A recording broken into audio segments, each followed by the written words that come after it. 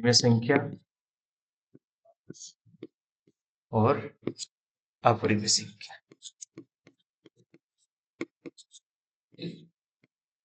इससे रिलेटेड एक क्वेश्चन हमेशा एग्जाम में पूछा जाता है, ऑब्जेक्टिव टाइप क्वेश्चन। प्रिमय संख्या क्या होती है? ऐसी संख्या जिसको p बटा q के रूप में लिखा जा सकता है ना भाई। ऐसी संख्या जिसे p अपॉन q के रूप में लिखा जा सकता है ना।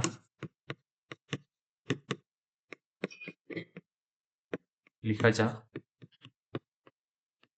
सकता है जहां पर एक शर्त है कि q की वैल्यू है ना, p और q वास्तविक संख्या होती है ना। p और q क्या होती है? रियल नंबर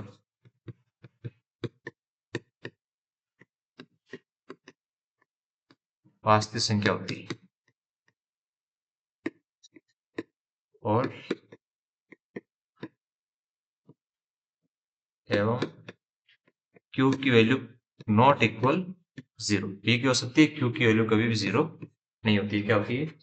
वास्तविक संख्या होती है, अपरिमेय संख्या होती है। ठीक है, एग्जाम्पल के तौर पे देखें हम। परिमेय संख्या जैसे 1 2 0 से भी स्टार्ट कर सकते हैं अपन। 0 भी एक परिमेय संख्या के रूप में आती है ना। इस तरीके से कुछ भी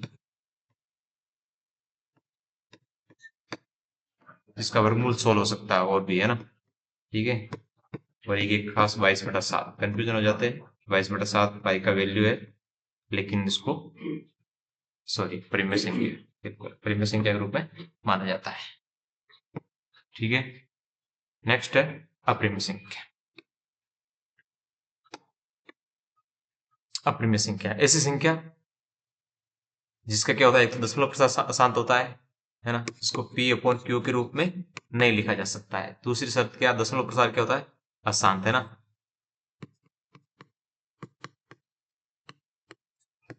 प्रसार अशांत अनावर्ती, अशांत